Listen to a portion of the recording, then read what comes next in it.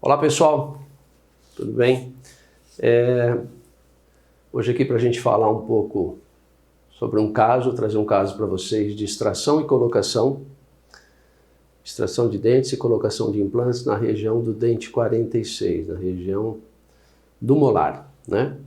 Então a modalidade de tratamento hoje, né, a gente sempre fala isso, existem várias filosofias. Algumas recomendam o quê? Você extrair o dente, aguardar a cicatrização e depois instalar um implante, ou com cirurgia convencional, ou com cirurgia guiada.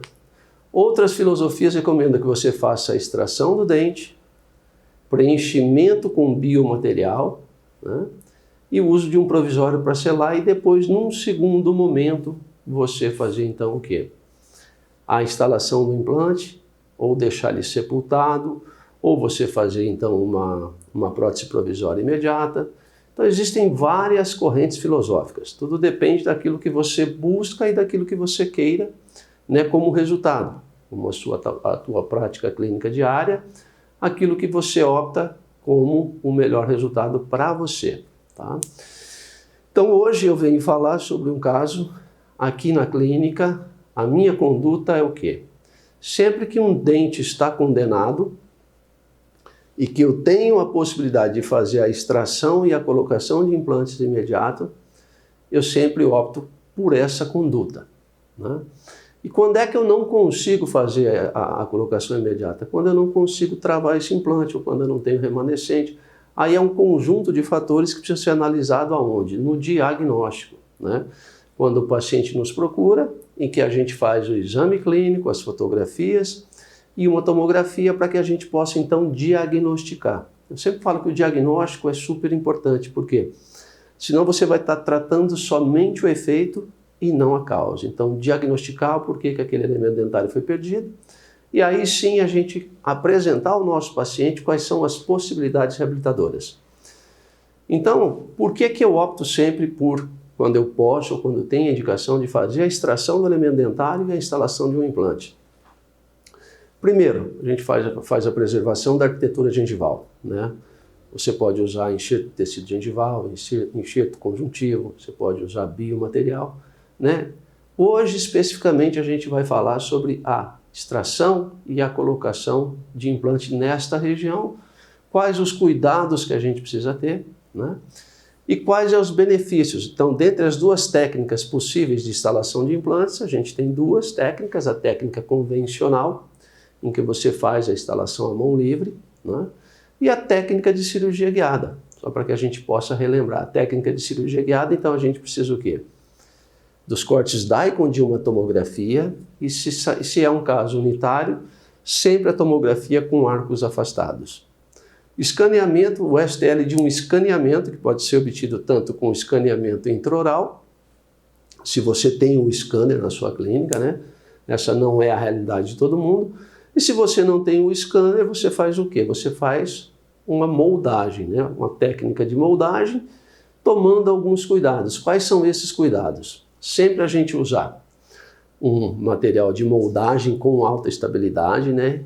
Que seria, no caso, um material de eleição, o silicone de adição, sempre, né? Leve e pesado, independente da técnica, se em um passo, se em dois passos. O mais importante é que você tenha o quê? A compressão correta, não é? Porque muitas vezes a gente faz o quê? A técnica de compressão como a gente foi treinado na faculdade, que usava alginato, tá certo? Então você, se é um arco inferior, né, ou superior, então sempre você fazer a técnica de compressão usando o silicone de adição em um sentido, para que você tenha o quê? Você não tenha distorção nesse molde, ok? Então, dentre as duas técnicas possíveis, são essas que a gente tem, né? E aí, no caso de extração e de colocação num dente como o 46, o que é importante para que a gente tenha o quê? Resultado protético, para que a gente tenha o quê? Longevidade nesse tratamento.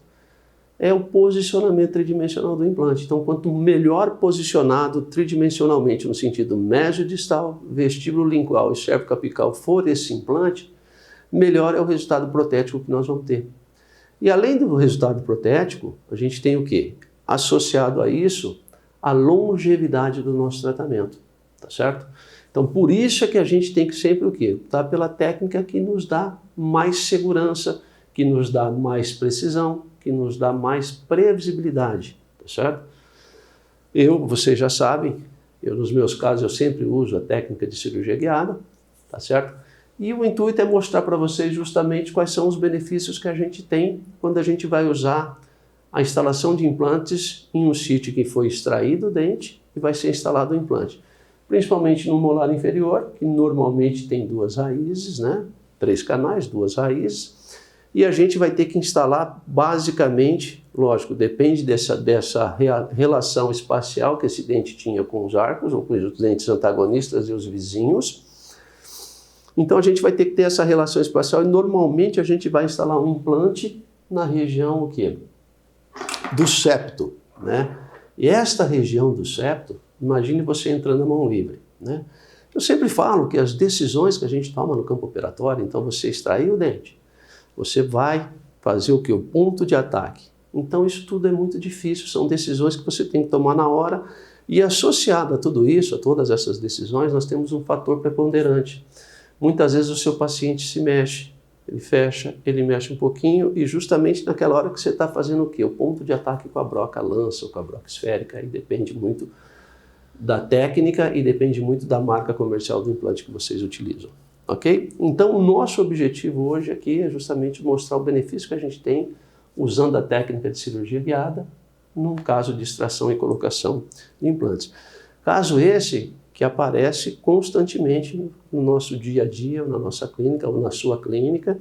E quanto menos estresse você tem e quanto melhor resultado você pode ter, né, com a instalação desses implantes, com a instalação com o posicionamento tridimensional correto, né, com menos estresse. Essa é uma região que a gente tem aqui, o nervo alveolar inferior.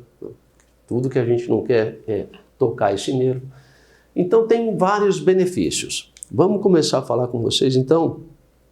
O paciente chega para a consulta e nos procura com essa condição. Então ele tinha aqui uma restauração metálica fundida nesse dente e ela estava infiltrada e normalmente, como eu já disse a vocês, o meu paciente, o paciente que me procura, primeiro ele paga uma consulta, né, e ele chega sempre com uma radiografia panorâmica. Tá? Então ele veio com uma queixa, ele tinha uma lesão, olha, uma lesão periapical aqui nesse elemento dentário, ó, no dente 46, infiltração, cárie, né? E aí a gente faz o exame clínico, a gente conversa com esse paciente, a gente faz a anamnese, faz a avaliação, escuta, né, o nosso paciente, a gente tem que escutar mais do que falar para que a gente possa o quê? Coletar o máximo de informações a respeito desse elemento dentário, né? A história desse paciente, tá certo? E principalmente dessa região desse dente. Depois da gente conversar, a gente faz uma sessão de fotografias, né, para que a gente possa ficar documentada, faz uma análise.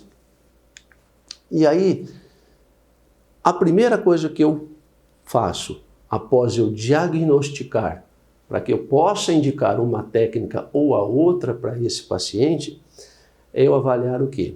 A abertura bucal desse paciente. Então vocês se lembram, qual é a maior limitação que a gente tem quando vai indicar a técnica de cirurgia guiada? Eu sempre falo, cirurgia guiada e cirurgia são para todos os casos? Não, tem casos que você não consegue utilizar. E o principal motivo que você não consegue utilizar a técnica de cirurgia guiada é quando o paciente o quê? Tem limitação de abertura bucal.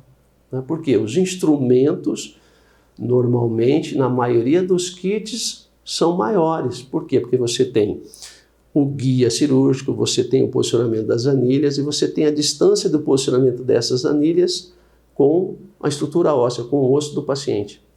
Então, essas brocas, elas precisam o quê? Ser maiores do que as convencionais. E quando você vai trabalhar numa região posterior, como no dente 46, se o paciente não tiver pelo menos 40 milímetros de abertura, você não consegue trabalhar com cirurgia guiada. Então, a maior limitação hoje para a indicação da técnica de cirurgia guiada seria o quê? A abertura bucal do paciente. Então, está aqui. O paciente tem que ter abertura pelo menos de 40 milímetros. Como é que a gente faz isso? Uma reguinha milimetrada, dessa que você usa. Essa minha aqui, para você ter uma ideia, é da minha época de faculdade, quando eu fazia endodontia na faculdade. Então, pega essa reguinha, o paciente faz a abertura máxima, então você pede para o paciente, olha, fecha e abre o máximo que você pode. Devagar, fecha, abre novamente, mantém aberto e você vem com a reguinha e faz essa medida. Entre as superfícies incisais, ele tem que ter 40 milímetros pelo menos de abertura, né? Apesar que hoje existem alguns kits de algumas marcas comerciais que existem vários tamanhos de broca. E quando o paciente apresenta menos do que 40, mesmo assim a gente consegue utilizar as brocas de tamanho menor. E associado a isso a gente tem algumas dicas, queria principalmente o quê? Você colocar o guia de perfuração, quando você, em vez de você colocar o guia de perfuração na anilha metálica do guia cirúrgico e vir depois para colocar a broca, então você coloca a broca no guia de perfuração e leva todo esse conjunto. Então você faz o movimento. Então a maior limitação para a indicação de cirurgia guiada seria o quê? A abertura bucal do nosso paciente. Então medir aqui 40 milímetros. Então vamos recapitular, o paciente nos procurou, estava com um pouco de dor, né, com incômodo naquele elemento dentário, já chegou com uma radiografia panorâmica, clinicamente a gente já avaliou e já viu que esse elemento dentário estava perdido. Então eu faço o quê? Para indicar implante para ele, eu faço primeiro essa medida para ver se eu posso indicar a técnica de cirurgia guiada.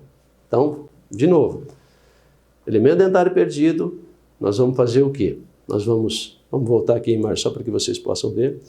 Eu já vi aqui, ó, que eu tenho uma boa quantidade de altura óssea. Ó. Olha o quanto de osso remanescente que eu tenho aqui, ó, até chegar no nervo alveolar inferior. Ó. Então a gente tem uma boa quantidade de osso. E eu vi que tinha espessura clinicamente, então eu já sei que eu tenho osso. Né? Antes que vocês possam pensar, mas você não pediu uma tomografia? Eu já vi que eu tenho osso suficiente. Eu faço então o quê? A abertura, né? Eu peço para o paciente fazer a abertura bucal, faço a medida e já sei que eu posso usar a técnica de cirurgia guiada. Por que que isso é importante?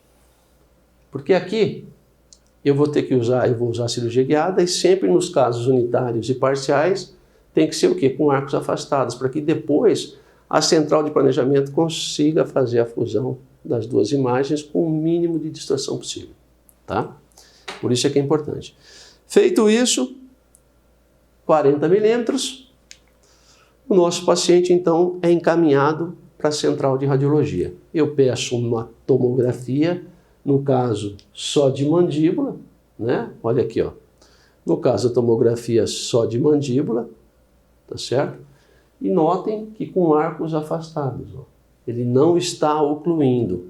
Então você já faz o pedido, a recomendação para ir para a central de radiologia, e lá na central de radiologia eles colocam uma espátula de madeira, uma espátula plástica, para afastar os arcos, ok? Então isso é fundamental. Então vamos recapitular? Quando você for fazer o pedido da tomografia para usar cirurgia guiada, tem que ser com arcos afastados, tá certo? E o que é que nós vamos utilizar da tomografia? Na tomografia a gente faz as avaliações clínicas, as avaliações de medidas, qual é a distância que esse dente se encontra do nervo alveolar inferior, que é importante para que a gente possa então planejar o tipo de implante que nós vamos usar, a macrogeometria do implante que a gente vai usar e a superfície do implante, porque a tomografia nos dá inclusive a qualidade óssea desse paciente, né? Eu já falei isso a vocês também. Tranquilo até aqui? Então, a tomografia, essa é a imagem que a gente recebe. Não é essa imagem que a gente manda para a central de radiologia. Ou se você tem o seu software, você tem um software na sua clínica, o que a gente vai usar são os cortes DICOM, os cortes brutos dessa tomografia. E existem algumas especificações que a central de radiologia precisa estar por dentro, precisa saber. Por quê?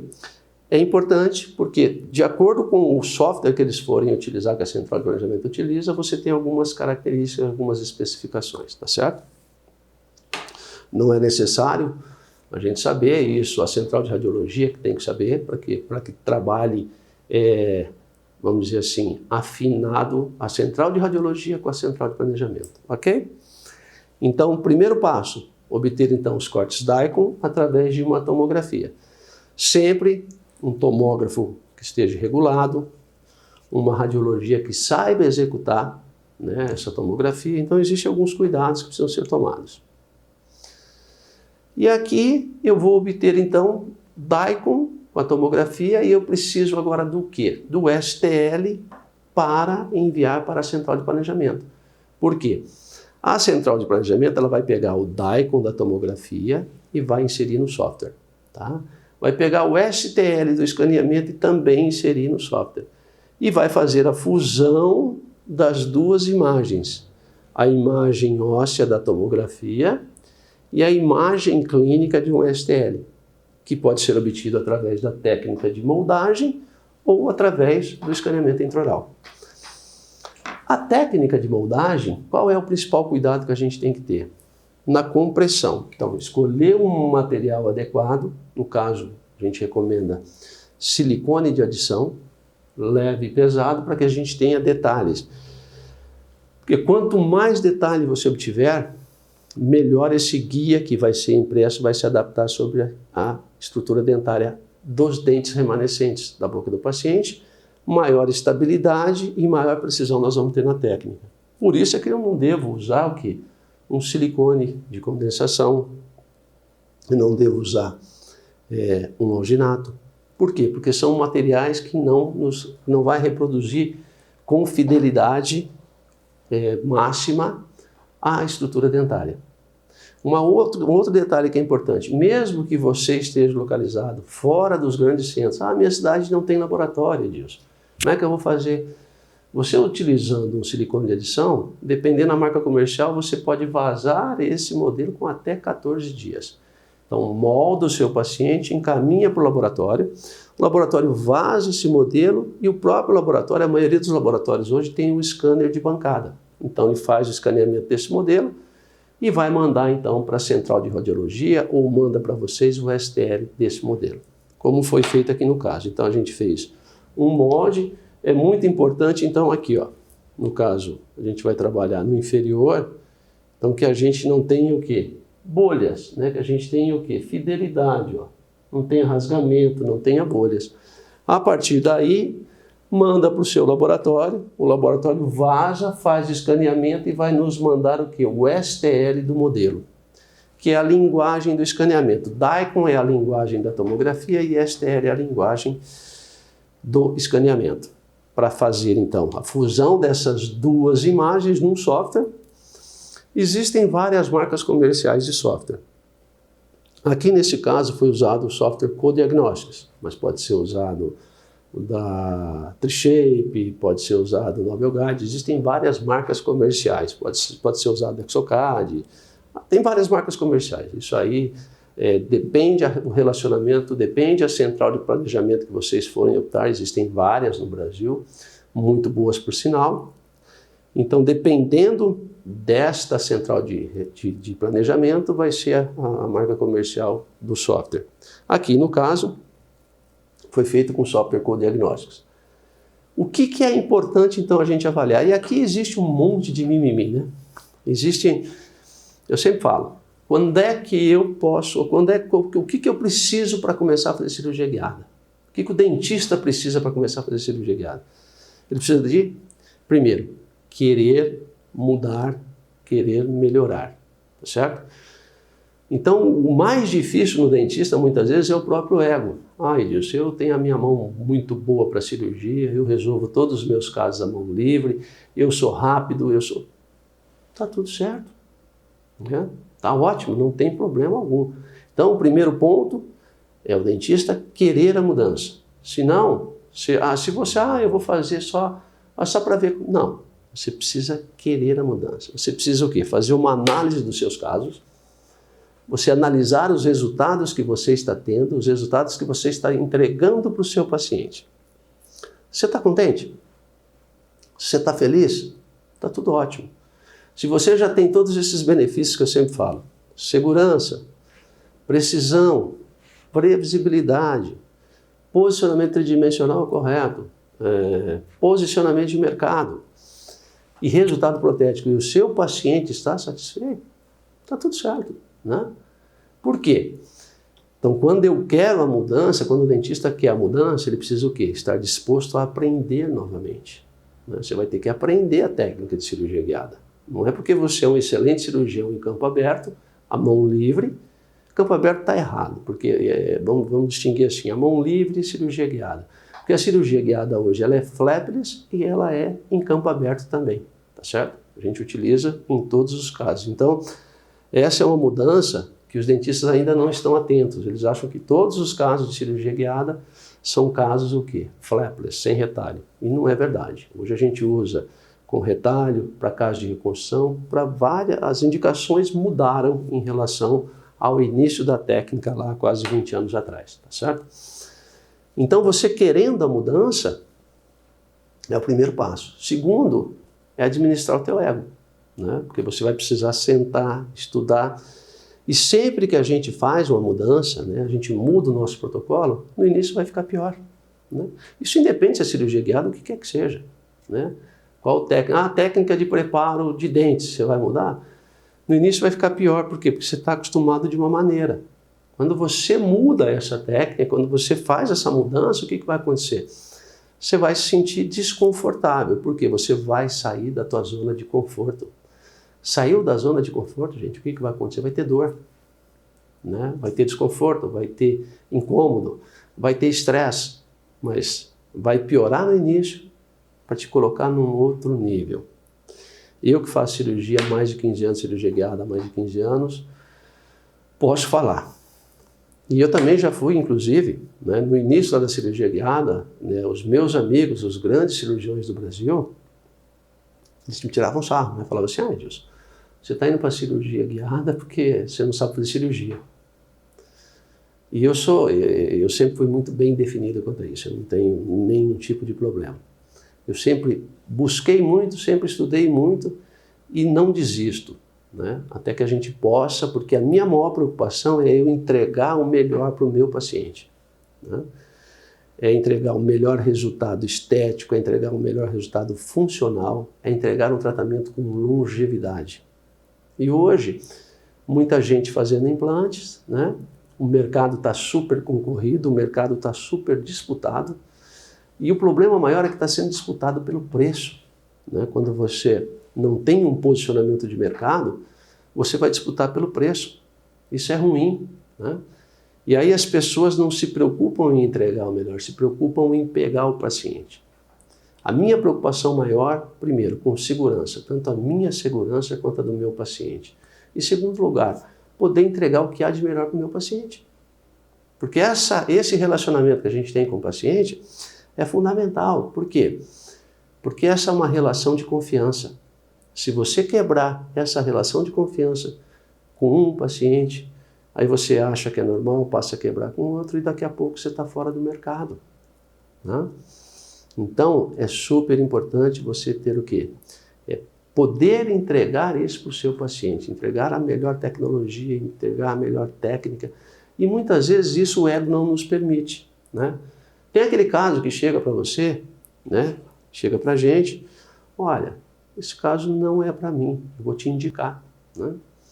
Então é que nem ortodontia hoje. Ortodontia, muitos ortodontistas fazem Invisalign, eu acho que é uma técnica fantástica, né? E aí a gente tem que ter hombridade, olha, eu não faço essa técnica, eu vou te indicar para o fulano que faz, né?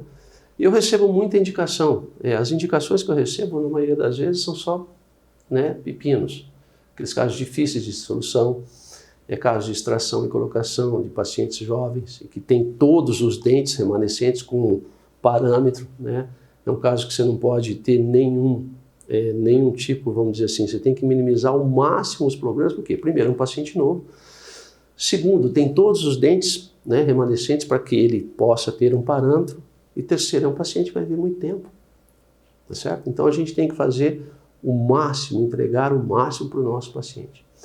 Então quando eu falo que na técnica de cirurgia guiada, o dentista precisa querer, não adianta ele ver, achar que é bonito, vai no congresso, ver um caso, tem um monte de gente falando em congresso que faz 1 ou 2 casos e vai lá e mostra um caso lindo, maravilhoso, mas que não é a realidade, não é a clínica diária dele. Esse ano nós vamos ter, né, o primeiro Congresso Brasileiro de Cirurgia Guiada. Vai ser em São Paulo, vai ser super fantástico, daqui a pouco vai estar aí todo mundo falando a respeito. Então, cirurgia guiada. O dentista precisa querer a mudança, saber que vai sofrer primeiro. E terceiro, saber que vai passar e vai mudar de nível. Vai eliminar um monte de problemas, ele vai ter vários benefícios, que ele até muitas vezes esquece que pode ter. Tá certo? Então aqui o que a gente tem que avaliar no nosso planejamento? Né? A gente recebe, então, vamos recapitular, encaminhamos para a central de planejamento. DICOM, da tomografia, e STL do escaneamento intraoral ou do STL de um escaneamento do modelo feito no laboratório. A central faz o planejamento e vai nos enviar de volta este planejamento para que a gente possa fazer a aprovação ou não. Aqui, quem tem que aprovar somos nós, né? Muitas vezes tem aquele dilema, mas Edilson, eu não vou fazer cirurgia guiada porque eu que gosto de fazer o meu planejamento. Besteira, gente. Nós somos dentistas. Se a gente tem um técnico que executa todas essas manobras dentro do software de posicionar o implante no melhor posicionamento dimensional, ele vai nos enviar para que a gente possa checar essa posição. Isso é que é importante. Então, a definição do planejamento é nossa, né? Não é da central de planejamento. Tanto é que vocês têm que ter uma relação clara com a central de planejamento. Não é você fazer uma tomografia e um molde, mandar e depois vem o guia e você não checa nada. Por quê? Porque senão você vai ter problema. Então a gente não pode ter preguiça. A definição, a aprovação do planejamento sempre é minha. Eu já fiz lá no início da técnica, eu que fazia os meus planejamentos, mas a gente perde muito tempo.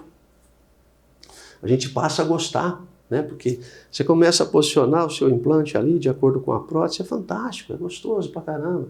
Mas você deixa de ser dentista, você sai do mocho. Aí quando você sai do mocho para executar outra função, a tua hora clínica aumenta, né? O custo da tua hora clínica fica muito alto.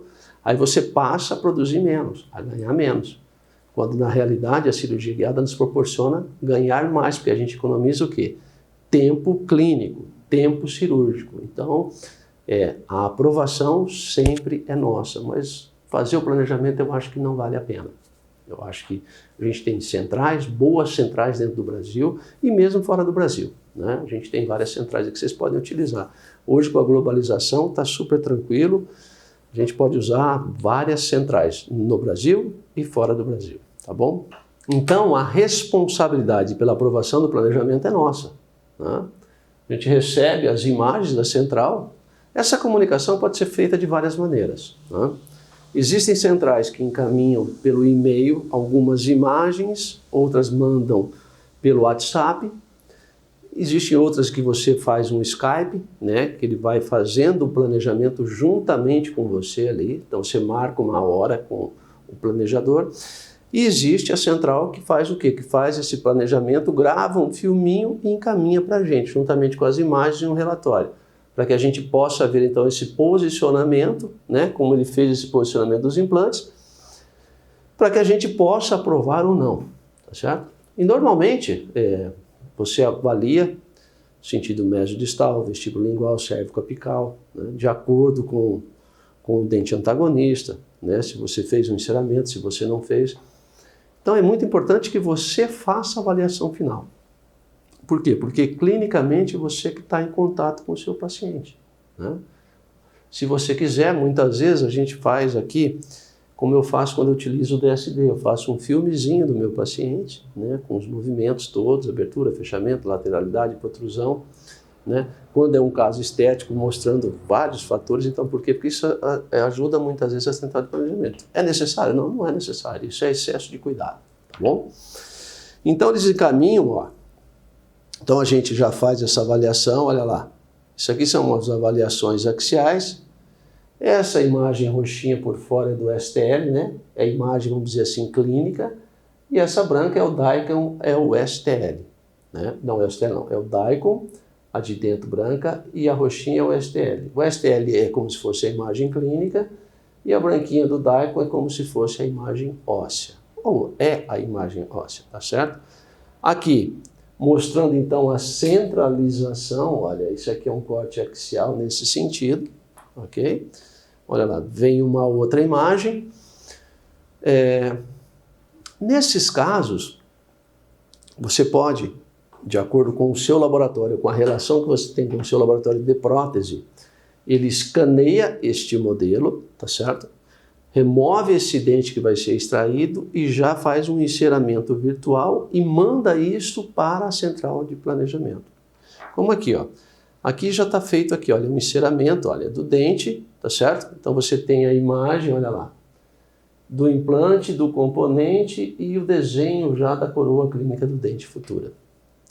Isso depende muito da relação que você tem. Aqui é importante que a gente possa fazer esta avaliação, ó, principalmente aqui em quê? O que é importante a gente avaliar aqui? A distância do implante com o nervo, né? Nervo alveolar inferior, ninguém quer nem chegar perto dele. Chegar perto, tocou no nervo, parestesia, hiperestesia existem, né? E é tudo que a gente não quer, né? E acontece, ainda acontece isso? Acontece. Por quê? Porque muitas vezes o dentista é muito autoconfiante, né? Ele não faz o quê? Ele não faz o pedido de uma tomografia, para que ele possa fazer o diagnóstico e fazer uma análise precisa da distância, né, da crista óssea até o nervo e quanto que eu posso trabalhar. Normalmente aqui eu trabalho com 2 ou mais milímetros de distância, a não ser aqueles casos de mandíbula atrésica que nós vamos usar implantes extra curtos de 4 milímetros. Que a gente tem que ter alguns cuidados especiais, aí, alguns cuidados diferentes. Mas aqui é importante a gente avaliar então esta posição o quê? Primeiro, né, ó, a distância do ápice do implante até o nervo, ok? Segundo, a posição cervical do implante em relação ao quê? A crista ósseas proximais. Quantos milímetros a gente trabalha? De 2 a 3 milímetros, tá bom? Se você tem estrutura óssea suficiente. Então essas são as análises que a gente vai fazendo, olha. Então a central nos manda, aqui uma outra imagem, olha lá, ó. Aqui a gente tem o posicionamento, ó, afastado da área de lesão, tá certo? Para que a gente tenha estabilidade. Olha lá. Longe do nervo alveolar inferior, olha, ó. Tá longe. E aqui muitas vezes essa inclinação pega o quê? Essa cortical lingual. Isso vai dar o quê? Uma alta estabilidade primária para que você possa fazer um provisório. E vamos dizer que você não possa, que você não queira realizar um provisório, você não conseguiu uma estabilidade tão alta. Esse caso, quando eu fiz, esse caso foi feito em 2018, quando eu fiz eu usei o quê? Um cicatrizador personalizado. Né? Vocês vão ver no final dele como é que a gente faz o cicatrizador personalizado, que é para manutenção da arquitetura gengival, que é um dos grandes benefícios que a gente lança a mão, que a gente utiliza quando vai optar pela técnica de extração e colocação de implantes. Então essas são as avaliações que a gente tem que fazer, tá certo? Olha lá, distância, né? Ó, distância do nervo, a gente tem uma margem de segurança grande, ó, tranquilo, né? A qualidade óssea, a gente tem uma ferramenta na própria tomografia que a gente vê a qualidade óssea, né? Que é uma medida através de Hansfield, que é uma unidade de medida dessa resistência óssea, tá certo? Aqui o STL sobre o Daikon, o STL roxo, o Daikon branco, para que a gente possa analisar. Aqui, olha, o branquinho, olha, a coroa foi desenhada, né, no novo posicionamento. Olha a emergência da prótese no centro da coroa. Então todas essas avaliações, todas essas decisões que a gente toma nesta hora, quando você opta em fazer o que? A técnica de cirurgia convencional, a mão livre que a gente chama, todas essas decisões você tem que tomar no campo operatório. Né? Isso faz com que você tenha mais estresse, isso faz com que você tenha um resultado pior. Por quê? todas essas decisões associadas ao fato ainda do paciente poder mexer um pouquinho, você pode o quê? 1 milímetro para cá ou para lá vai interferir diretamente no resultado final, na longevidade desse tratamento. Então esse é um dos grandes benefícios que a gente tem com cirurgia guiada. Eu consigo fazer todas essas análises. Segurança, a tomografia me dá, né? Precisão, um STL bem executado, né? Ou através do escaneamento intraoral, ou através de uma técnica de moldagem adequada, né? E aí o resultado protético fica muito mais satisfatório, tá certo? A preservação da arquitetura gengival fica melhor, ok? Vamos lá. Então você, até aqui, você vai avaliar juntamente com a central. Ah, eu tenho dúvida aqui nesse posicionamento. Liga para a central de planejamento. Olha, nesse caso aqui, será que se a gente posicionar o implante assim, um pouco para cá, um pouco para lá, então aí você vai ter o quê? Uma discussão em alto nível. Discussão não é brigar com a central de planejamento. Discussão é você discutir o melhor posicionamento para esse implante, para que a gente tenha o quê? O máximo de benefício. A gente tenha o quê? Segurança, precisão, previsibilidade, resultado protético, posicionamento tridimensional. Então, você sabe, se você vai fazer uma técnica dessa mão livre, olha, você vai entrar geralmente no septo. Se você mexer um pouquinho, sai fora. E aí você fica, bom, mais para mesial, mais para distal, mais para vestibular. Normalmente você está operando com um colega, né, quando você está começando. Aí, olha, mais para cá, mais para lá, mais, entendeu? Então, todas essas decisões no campo operatório te geram estresse, né? Te gera mais tempo, te demanda mais tempo para a execução. E aí, eu não sei, o dentista muitas vezes, ele acha bonito falar, né? É um desafio. Nossa, eu consegui resolver esse caso. Gente, mas vamos facilitar a nossa vida, né? Vamos aproveitar os benefícios.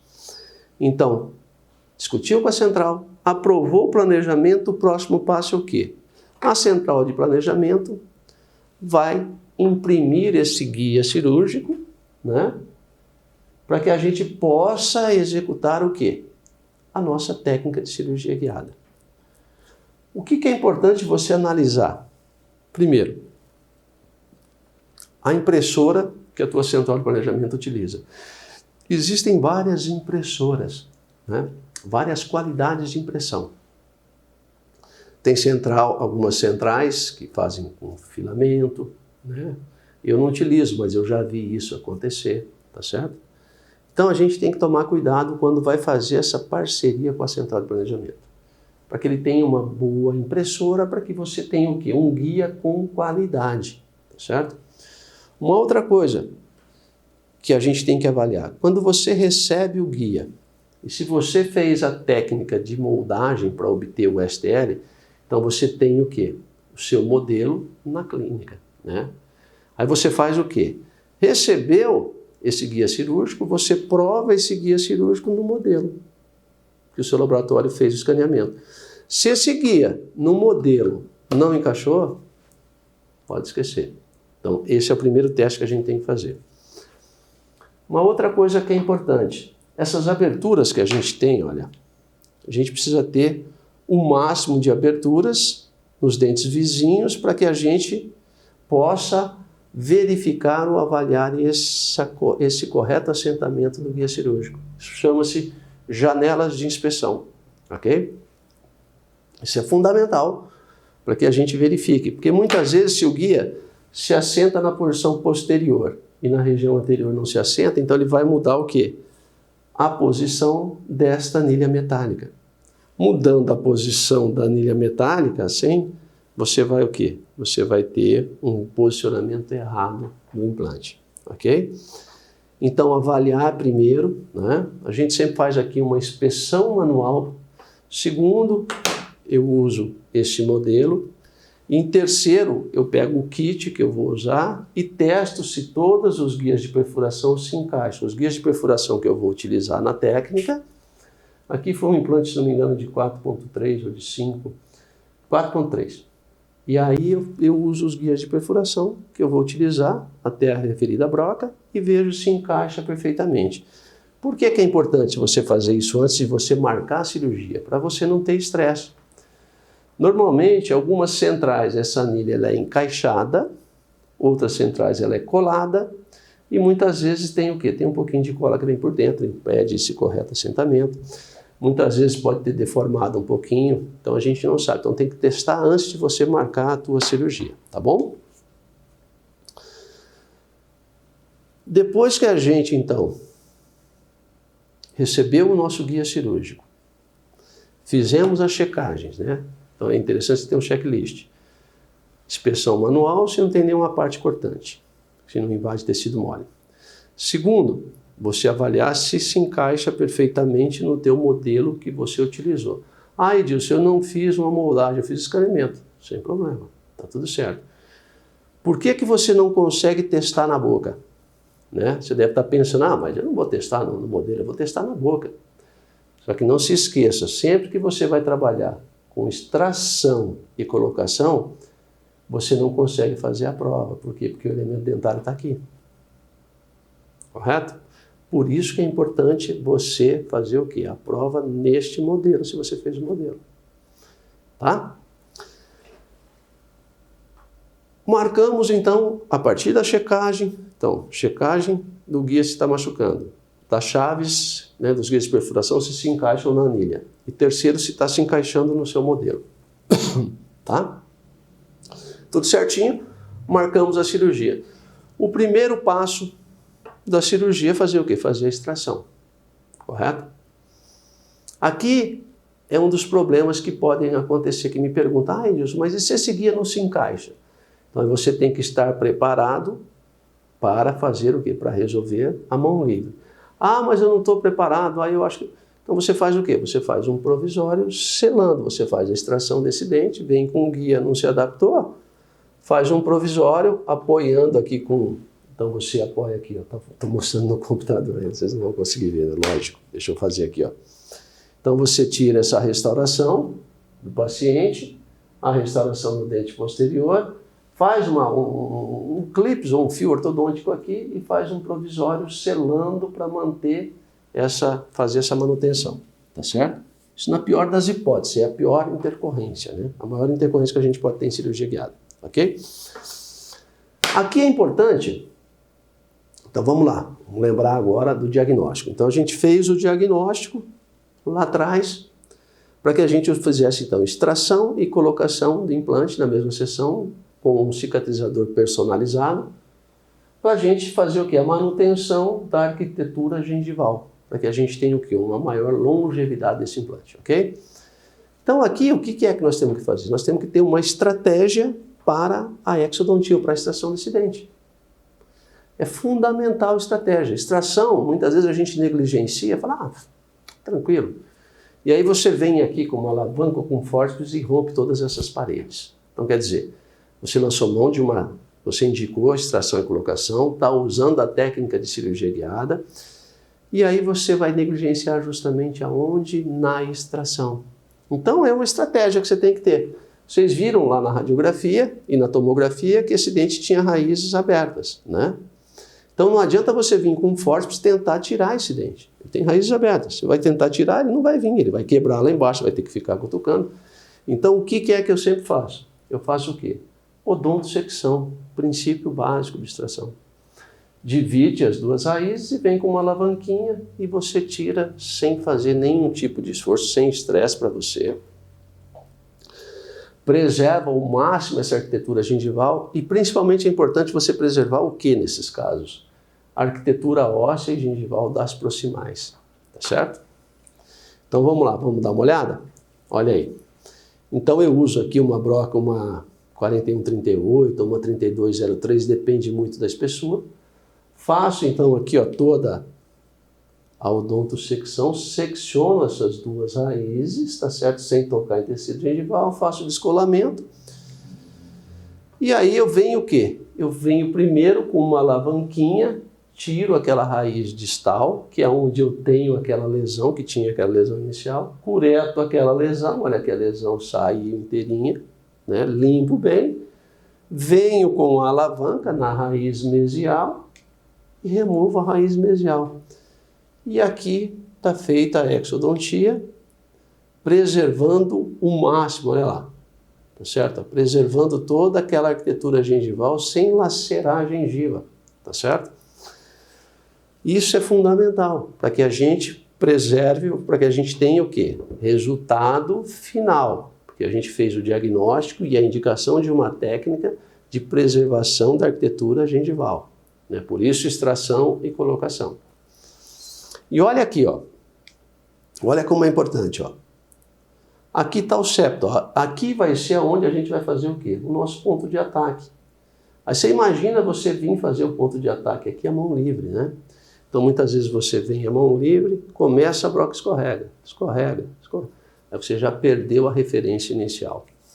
Normalmente esse implante vai ficar com um posicionamento tridimensional inadequado, né? Muito inclinado para vestibular, ou para lingual, ou para mesial, ou para distal. Então não é fácil fazer.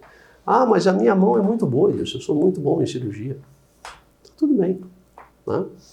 Se você quer continuar a fazer a técnica convencional, está tudo certo, está tendo resultado, está tudo bem, tá? Então aqui, nesta hora, eu vou fazer o quê? A prova, então, do guia. Aqui é que, de fato, eu vou saber se esse guia está adaptado ou não. Porque lá no modelo está adaptado, está tudo certo.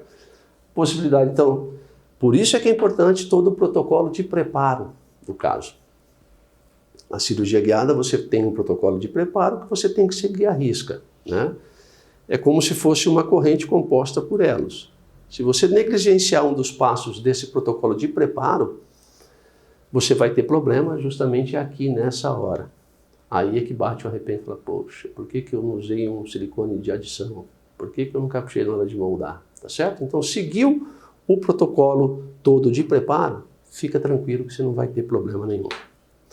Aí as janelas de inspeção, olha, tanto aqui, ó, na vestibular lá anterior, quanto aqui, ó, nos dentes vizinhos, ó. Então tem que estar bem assentado para preservar o quê? Toda aquela posição que a gente definiu no software. Está de acordo? Então a gente vem aqui, ó, com a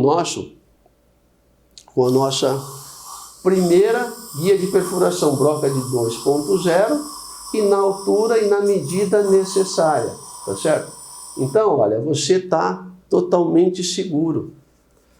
Você tem um anel, uma guia metálica, um guia cirúrgico que tem um anel metálico que se encaixa uma guia de perfuração e que a broca vai trabalhar dentro dela. Tá certo? Aqui qual é o cuidado? Alguns cuidados. Qual é a técnica anestésica que eu utilizo aqui? Eu não uso a técnica de bloqueio regional, eu só uso infiltrativa. Meio tubete na lingual e meio na vestibular é mais que o suficiente. Se você quiser mais, põe um tubete e meio. Então, mas eu não gosto de trabalhar com bloqueio, porque o bloqueio, a língua fica bloqueada, ela sobe e vai te atrapalhar.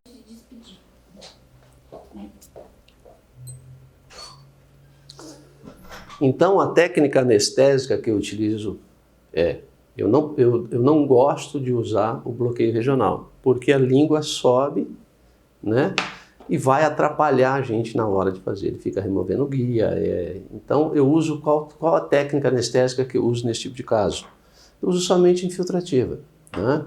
Então, eu infiltro aqui na vestibular, meio tubete ou um tubete, vai depender muito da sensibilidade do seu paciente, e meio tubete ou um tubete na lingual, tá? 2 infiltrativas é mais do que o suficiente, ok? E aí a gente vai para a técnica de perfuração, que eu mostrei a vocês. Olha, essa imagem aqui, ó, eu quero que vocês deem uma analisada. Ó. Olha onde a gente está com a broca ou com a perfuração de 2 milímetros. Olha, no centro do septo ósseo. Imaginem entrar a mão livre, né? Então, esse é um dos benefícios da cirurgia guiada, né? Posicionamento tridimensional. Em um caso como esse, nos ajuda muito, né? Vamos dar uma olhada, olha. Então, o guia, quando é guia unitário e parcial, que eu não utilizo o anchor pin para estabilização, fiz a broca de 2, removo todo o conjunto, né, o guia de perfuração com a broca, e tiro o guia cirúrgico e pego então o indicador de direção, olha lá. O roxinho aqui, 3,5 para cima, 2 para baixo, e avalio esta posição, se está de acordo, tá certo? Isso aqui é excesso, não é necessário, mas eu sempre faço isso aqui, ok? Então essa é uma das grandes vantagens. Então, olha só, isso aqui não vai mais do que 1 minuto. Guia em posição, perfuração com a broca de 2, sempre em movimentos intermitentes. Você não entra com a broca rodando, então você coloca o guia de perfuração na anilha e vem com a broca, coloca a broca, vai até encostar no osso, aí você começa a girar a broca e vai sempre com movimentos intermitentes, tá certo? Não tem superaquecimento ósseo, não aquece broca, não tem nada disso na técnica de cirurgia guiada, tá bom? Após a perfuração, a sequência de perfuração, normalmente num caso como esse, depende da macrogeometria do implante, marca comercial do implante, característica de superfície do implante e a técnica cirúrgica de vocês, tá certo? Não se esquecer, cirurgia guiada é uma maneira de você guiar o seu implante. A técnica cirúrgica é você que define. Ah, Edilson, você vai fazer subinstrumentação? Você faz subinstrumentação? É muito relativo, depende da qualidade óssea do paciente, depende do remanescente ósseo do paciente, depende da finalidade do tratamento, tá certo? O importante é, se você for trabalhar com subinstrumentação, muitas vezes você leva o quê? Essa região, eu mostrei esse paciente especificamente, eu mostrei para vocês, na tomografia inicial, né, existe lá uma ferramenta que ela faz a medida da qualidade óssea através de unidades Hansfield.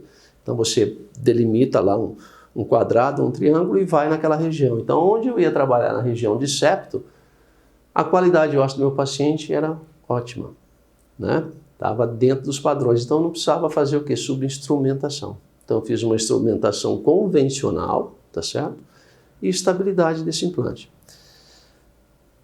Depois que eu termino então a sequência de perfuração, num caso como esse de extração e colocação, eu não faço a colocação do implante, eu faço primeiro o quê?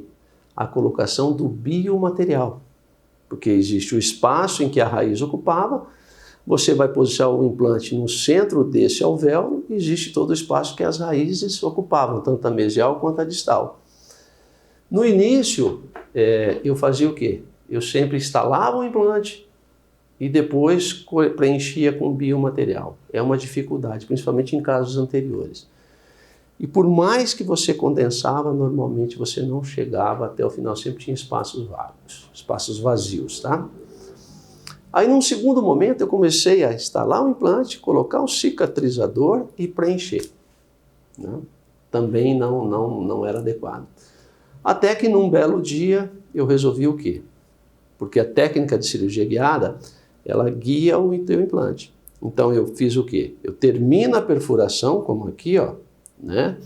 Terminei a perfuração, ó, coloquei o indicador de direção e estou o quê? Preenchendo, ó. Estou preenchendo o espaço ao redor do implante. Só que antes de instalar o implante, antes de colocar o implante, então, terminei a sequência de perfuração, tá certo? Coloco então aqui, ó, um indicador de direção, azulzinho, tá certo? No local do implante, preencho tudo com biomaterial de eleição de vocês, existem várias marcas comerciais, tá certo? Preencho esse espaço e aí sim eu venho com um implante. Então, preencho aquele espaço, removo, volta aqui, ó. Preencho aquele espaço com biomaterial. Depois que eu preenchi, eu removo esse indicador de direção, volto o guia cirúrgico e aí eu venho com o implante. Ah, Edilson, mas muitas vezes pode entrar biomaterial e interfere no assentamento do implante. O que você pode fazer? Volta o guia cirúrgico, a última broca que você usou, na velocidade da extração do implante mesmo, tá certo? E entra com ela até aquela posição que ela vai o quê? Ela vai eliminar se entrou algum biomaterial. Remove essa broca e vem com o implante e instala o seu implante, tá certo? Então é super tranquilo. Esse é um grande benefício, tá certo? E aqui o implante depois de instalado, olha lá, né? Olha a posição, então, tridimensional que a gente conseguiu, preenchido com biomaterial ao redor. Aí agora eu venho o quê? Eu venho com um T-Base, porque neste caso, feito lá em 2018, Em 2018, eu fiz aqui um cicatrizador personalizado utilizando resina composta. É super tranquilo e fácil de fazer, para que esse cicatrizador personalizado mantivesse, então, essa arquitetura gengival. Para isso, eu utilizo um T-Base, uma base de titânio, tá certo? Olha lá. Eu coloco resina composta antes, depois eu venho, parafuso esse T-Base e venho com resina composta flow e vou preenchendo aqui e vou o quê? Fotopolimerizando. Vou preenchendo, fotopolimerizando. Depois que eu fiz toda essa arquitetura gengival aqui, eu removo e preencho aquele espaço, deixo ele bem lisinho, bem convexo e volto, então, esse cicatrizador personalizado em posição. Olha lá. Então, a gente leva a resina, é super tranquilo, né? Você vai preencher aqui esse espaço, olha lá. E a gente fica com um cicatrizador personalizado de resina composta. Aqui na hora da cirurgia, é muito importante você checar aqui o espaço oclusal para que o seu paciente não fique o quê? Ocluindo, né? Porque se ficar tocando, você vai perder esse implante, tá certo? Ah, Edilson, e quando você faz? Quando você faz um provisório? Eu faço um provisório e eu deixo ele em infraoclusão, tá certo? Tranquilo? Aqui eu aguardo o período de cicatrização, olha aqui, na hora, no dia, então tá vendo o biomaterial, o implante ali na região do septo, ok? E aí cicatrizou, período de cicatrização vai depender muito o quê? Da macrogeometria do implante que vocês utilizaram, mas olha aí, depois de cicatrizado, a partir daqui, eu fiz com 45 dias. Tá? 45 a 60 dias foi mais ou menos, eu usei um implante de superfície ativada, ok? E tem uma cicatrização acelerada. Você pode usar implante convencional, isso, tá certo? E aí agora eu vou fazer o quê? O término do caso. Eu vou finalizar o caso com uma prótese. Então aqui na clínica a gente tem um scanner, tá certo? Então olha aqui, ó, olha a arquitetura então preservada, olha lá, né? Aqui depois da cicatrização, olha a arquitetura preservada, a resina bem lisinha, olha aí, ó. Então essa arquitetura ela é preservada, tá vendo, ó? O implante ali colocado, a arquitetura preservada. A partir daqui agora você vai o que? Reproduzir isso. Se você não tem o scanner, você coloca um componente de um transferente de moldagem, preenche esse espaço com uma resina composta, flow, para manutenção dessa arquitetura gengival e faz a transferência com silicone de adição. Ou você faz o escaneamento. Então você põe um escambare em posição e faz o escaneamento. Mas olha lá, olha a arquitetura gengival que a gente quis preservar. Olha aí, ó. Tá vendo? Toda aquela arquitetura preservada, ó. Tá certo? Olha aí. Então a gente fez o escaneamento e aqui foi indicado o quê? Uma prótese CAD/CAM para esse paciente. Então a gente fez o escaneamento, isso vai via internet para o laboratório imprime um modelo, coloca lá um transfer, né, específico para isso, para uma prótese CAD/CAM ou para o escaneamento, e faz o quê? Em cima de um T-Base a gente fez uma prótese em CAD/CAM. Né? Vamos dar uma olhada, ó. Olha aqui, essa imagem, olha lá, aqui o T-Base, ó, em posição, né? Olha o posicionamento tridimensional desse implante, olha aí, ó. Dá uma olhada, ó, né? No sentido. Então, muitas vezes a mão livre é difícil a gente conseguir. Você pode conseguir? Tranquilo. Eu, dificilmente eu consigo, né? E olha que eu já fiz bastante implante, tá? Então, o laboratório faz essa prótese, a prótesezinha pronta, né? T-Base no modelo, a prótese vem fora, porque eu gosto de fazer essa cimentação direto na boca do meu paciente, ok? Olha aqui. a prótese em CAD/CAM, livre de metal, e eu faço a cimentação dessa prótese. Então eu coloco o T-Base em posição, faço a cimentação direto na boca, removo esse conjunto, dou o acabamento e volto e dou o torque final. E aqui a prótese finalizada, olha lá. Então, manutenção da arquitetura gengival, olha aí, né? E uma prótese CAD/CAM finalizada. Aqui no centro, olha, o local que a gente selou o parafuso, tá certo? E o caso concluído com sucesso.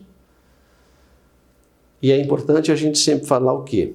É lembrar da proposta inicial, né? A gente fazia então extração do dente, colocação de implante para manutenção da arquitetura gengival. Então todos esses passos. E o principal é conseguir o quê?